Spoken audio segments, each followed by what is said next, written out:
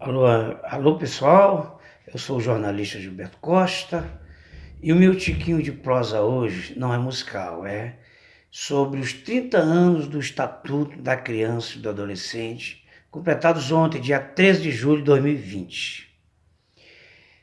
Criado no dia 13 de julho de 1990, o Estatuto da Criança e do Adolescente, mais conhecido como ECA, trouxe uma inovação no tocante à infância e juventude, porque antes do Estatuto, era o Código de Menores.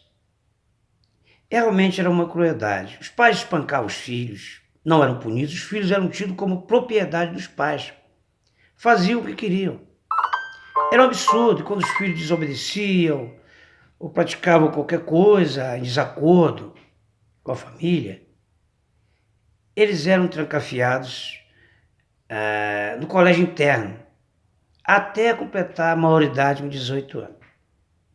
Com o advento da Constituição Federal em 1988,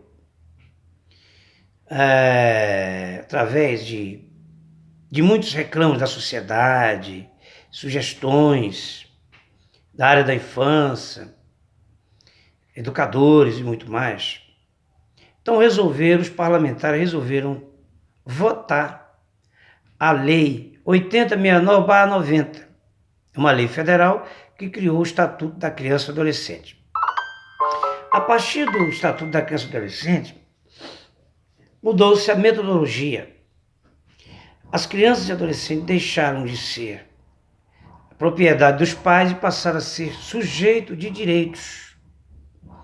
Da mesma forma que nós, adultos, temos os direitos, eles têm os direitos, mas em especial. Então, a criança se entende de zero, foi estabelecido de 0 a 12 anos, incompletos, né? E de 12 a 18, a adolescência. Cabe ressaltar que a partir daí ficaram proibidas as internações, os pais passaram a ter responsabilidade total sobre os filhos, antes não, antes qualquer coisinha, como disse, repito, colocava os filhos sob a tutela do Estado. O Estado não faz filho, então quem tem que realmente cuidar dos filhos, quem sabe melhor cuidar são os pais. Agora, não é com isso fazer do filho propriedade, bater, espancar, nada disso. Hoje tudo isso é proibido com o novo Estatuto da Criança e Adolescente. Com o Estatuto da Criança e Adolescente, além de criar as varas especializadas em infância e juventude, também foram criados conselhos tutelares em todo o Brasil.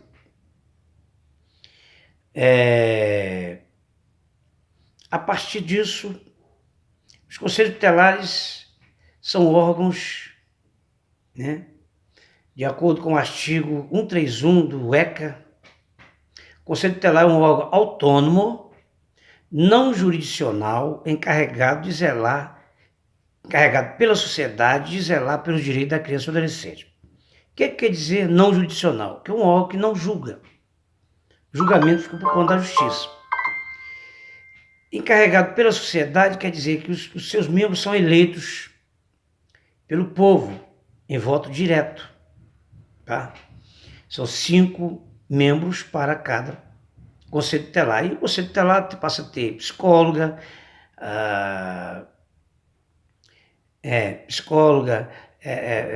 assistente social, além dos conselheiros e os funcionários de apoio administrativo.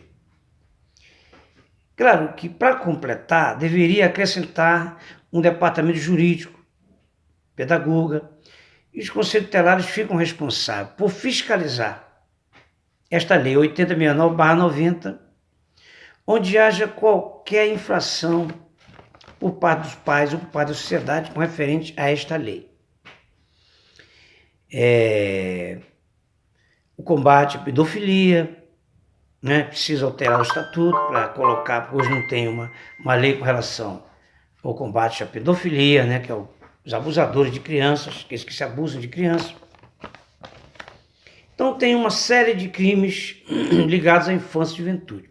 A única coisa que eu ainda discordo, por exemplo, internação. A internação é compulsória, quer dizer, compulsória não, ela é facultativa, ou seja, a criança só vai para um abrigo, é acolhida institucionalmente se ela tiver cometido alguma infração, tipo roubo, furto, qualquer crime. Então ela pode pegar de 45 dias a 3 anos de medida socioeducativa. Na verdade, eles dizem que criança ou adolescente, isso no caso os adolescentes de 12 a 18 anos, eles não são presos, eles ficam cumprindo medidas socioeducativas. Só que, na verdade, se você for no educandário para menores de idade, eles ficam, na verdade, presos, que eles ficam privados das suas liberdades, então ficam presos. Esse negócio de dizer que é medida socioeducativa não educa nada. É vergonhoso esses educandários, não educa nada. Entendeu? Eles saem pior do que estão lá. Então é preciso mudar essa metodologia. Também os adolescentes infratores. Eu acho que eles são inimputáveis, de acordo com o Estatuto da Criança e do Adolescente, do ECA, até 18 anos. Eu acho que é um exagero muito grande. Porque com o advento, o Estatuto da Criança e do Adolescente, 30 anos, dá para dar uma mudadinha nisso aí. Eu acredito que deveria mudar o seguinte.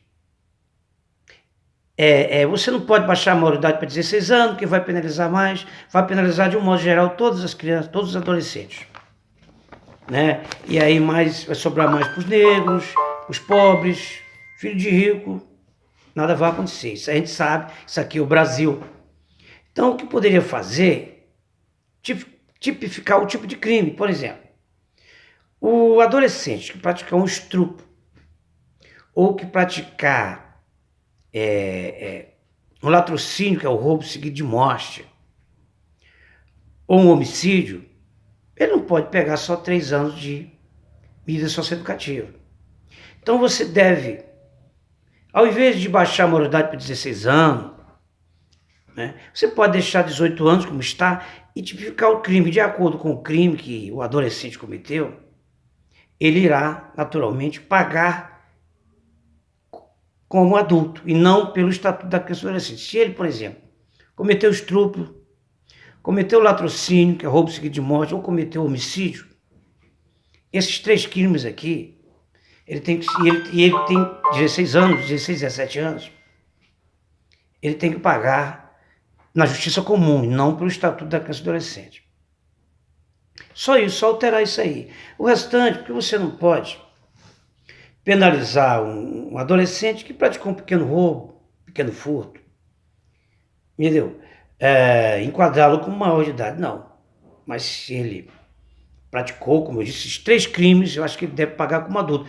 Por quê? Porque aí ele deixa de ser primário. Na situação de hoje, ele é inimputável até 18 anos. Qualquer crime, inclusive esses 3 crimes de estupro, de assassinato, de latrocínio, ele cumpre medida socioeducativa, vai para a rua e vai continuar praticando crimes. E continua, quando ele sai, veja absurdo, continua primário, como se é o primário, como se não tivesse acontecido nada com ele.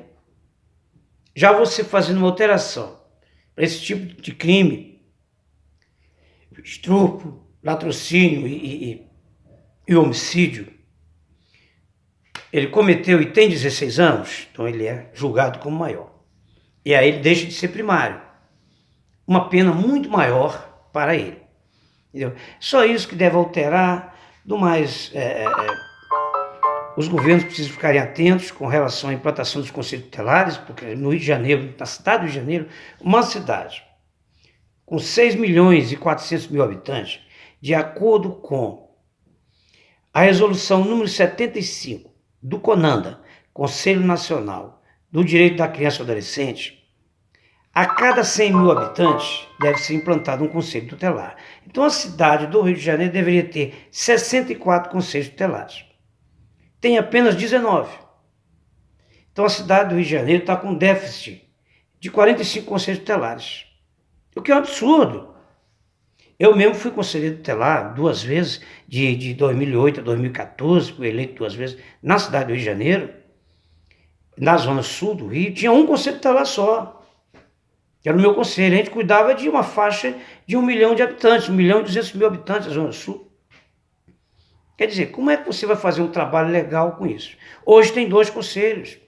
Houve uma grita, eu até participei da inauguração, inaugurei esse conselho tutelar, que é em São Conrado, dividiu a Zona Sul, mas a Zona Sul precisa de mais, pelo menos mais 2 conselhos tutelares, 2 ou 3 seria o ideal, porque lá a demanda é muito grande. Só a Rocinha, com 200 e tantos mil habitantes, carecia de um conselho tutelar. Mas nos outros municípios, cada município tem que ter um conselho tutelar, independente de ter 100 mil ou não, né? Mas é uma inovação o Estatuto da Criança e Adolescente, porque proíbe espancamento, proíbe bater, até a palmada é crime, né? Proíbe, por exemplo, hoje dá o direito, o pai e a mãe, 50% para cada um. Então os juízes, na maioria das vezes, estão dando guarda compartilhada. Fica 15 dias com o pai, 15 dias com a mãe. Então esse é um consenso das varas de infância e juventude, pelo menos no Rio de Janeiro. Eu acho até legal, porque o filho não é só propriedade da mãe. No tempo do Código de Menores era propriedade da mãe. Pai, dificílimo um pai ganhar a guarda de um filho na justiça. Apesar que eu acho que não haveria necessidade de ter uma justiça especializada como as varas da infância e juventude. Isso podia ser resolvido, questão de guarda, né? E abrigamento, acolhimento institucional, essa coisa. Podia ser feito pelos conselhos tutelares. Basta que fosse implantado em cada conselho tutelar um departamento jurídico com pelo menos 2 advogados. Então, esses casos de guarda, né, ficaria esse departamento jurídico junto com o conselho tutelar, junto com as assistentes sociais e junto com a psicóloga, iriam resolver essa questão com quem fica, com a mãe, com o pai ou com o pai. Não havia necessidade de um juiz decidir isso, porque o conselho tutelar está na ponta do problema. Basta colocar departamento jurídico vai, junto com os conselheiros, ouvido a psicóloga, como eu disse, os relatórios todos, decidir com quem vai ficar, porque o conselho tutelar está na ponta do problema. Diferente do juiz.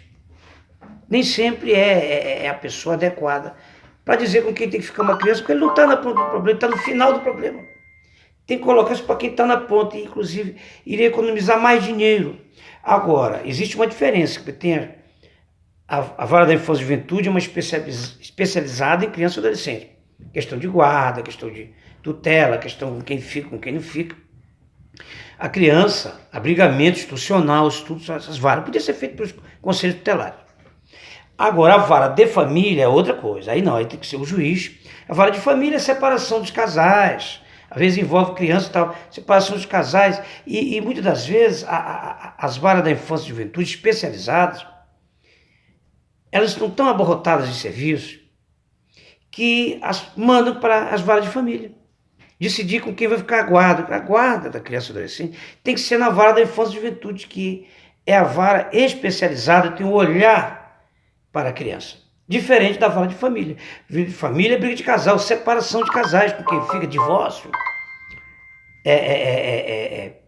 Divórcio e também questão da pensão alimentícia dos filhos.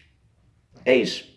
Então tá, eu fico com o meu tiquinho de prosa aqui, mas o Estatuto da Criança e Adolescente é perfeito, porque os pais passam a ter responsabilidade, são os filhos, e não o Estado.